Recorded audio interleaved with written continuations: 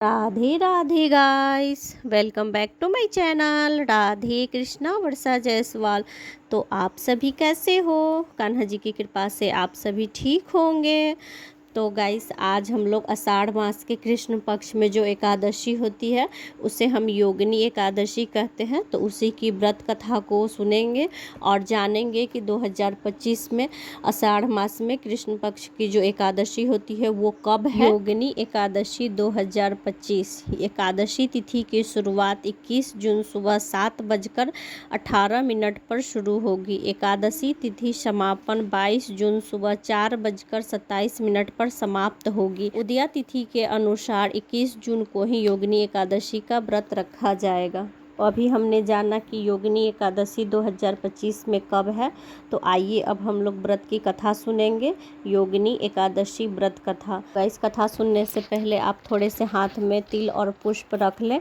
और कथा कभी भी ज़मीन पर बैठकर नहीं सुननी चाहिए, तो आप एक आसन ले लें, उसी पर बैठकर कथा सुने। कथा कभी भी बेड पर बैठकर या ज़मीन पर बैठकर नहीं सुननी चाहिए, तो हमेशा आसन पर ही बैठकर कथा सुननी चाहिए।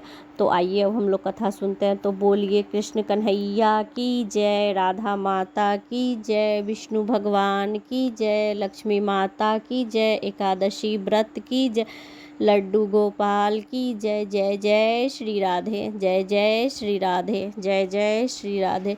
युधिष्ठिर ने पूछा, वासुदेव, आषाढ़ मास के कृष्ण पक्ष में जो एकादशी होती है उसका क्या नाम है? कृपया उसका वर्णन कीजिए। भगवान श्री कृष्ण बोले, निपुश्रेष्ठ, आषाढ़ के कृष्ण पक्ष की एकादशी का नाम योगिनी है। यह बड़े बड़े पातकों का नाश करने वाली है। संसार सागर में डूबे हुए प्राणियों के लिए यह सनातन नौका के समान है। अलकापुरी के राजाधिराज कुबेर सदा ही भगवान शिव की भक्ति में तत्पर रहने वाले हैं।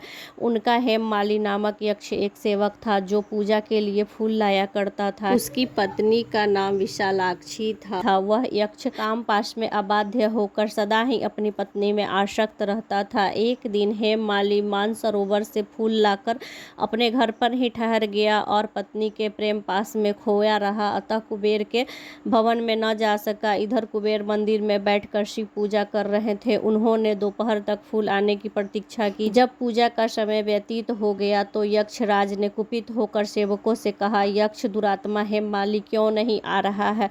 यक्ष ने कहा, राजन, वह तो अपनी पत्नी की कामना में आसक्त होकर घर में ही रमन कर रहा है। यह सुनकर कुबेर क्रोध में भर गए और तुरंत ही हेममाली को बुलवाया। वह आकर कुबेर के सामने खड़ा हो गया। उसे देखकर कुबेर बोले, ओ पापी, अरे दुष्ट, ओ दुराचारी, तूने भगवान की अवहेलना की है, अतः क्रोध से युक्त और अपनी उस प्रियतमा से विमुक्त होकर इस स्थान से भ्रष्ट होकर अन्यत्र चला जा। कुबेर के ऐसा कहते ही वह उस स्थान से नीचे गिर गया। क्रोध से सारा शरीर पीड़ित था, परंतु शिव पूजा के प्रभाव से उसकी स्मरण शक्ति लुप्त नहीं हुई।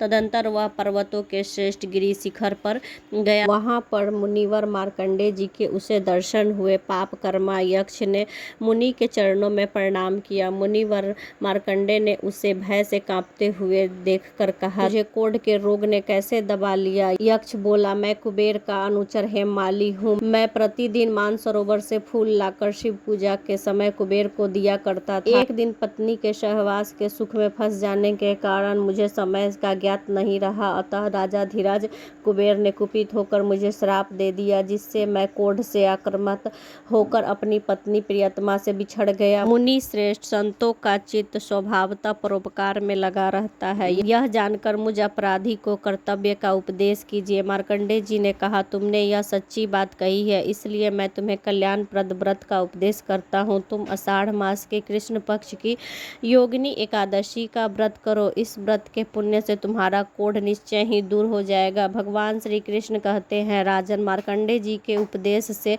उसने योगिनी एकादशी का व्रत किया, जिससे उसके शरीर का क्रोध दूर हो गया। उस उत्तम व्रत के अनुष्ठान करने से वह पूर्ण सुखी हो गया। निपुश्रेष्ठ, यह योगिनी का व्रत ऐसा पुण्यशाली है कि 28,000 ब्राह्मणों को भोजन कराने से जो फल मिलता है वही फल योगिनी एकादशी एकादशी का व्रत करने वाले मनुष्य को मिलता है। योगिनी महापापों को शांत करने वाली और महान पुण्य फल देने वाली है। यह महात्मा पढ़ने और सुनने से मनुष्य सब पापों से मुक्त हो जाता है।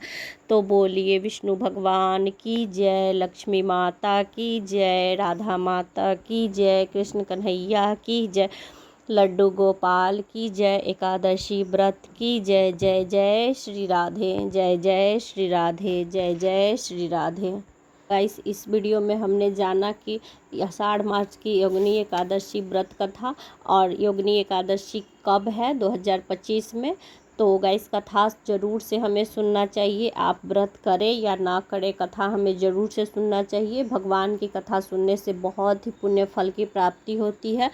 तो इसलिए आप लोग भी कथा ज़रूर से सुने और जितना ज़्यादा हो सके इस कथा को शेयर करें, क्योंकि ऐसा माना जाता है कि अगर दुनिया में कुछ भी सुनने लायक है तो वो भगवान की कथा है और भगवान का नाम है। तो हमें कथा ज़रूर से सुननी चाहिए। और गाइस, वीडियो अगर थोड़ी सी भी अच्छी लगी हो तो like, share and subscribe. Radhe Radhe, Radhe Radhe, Radhe Radhe.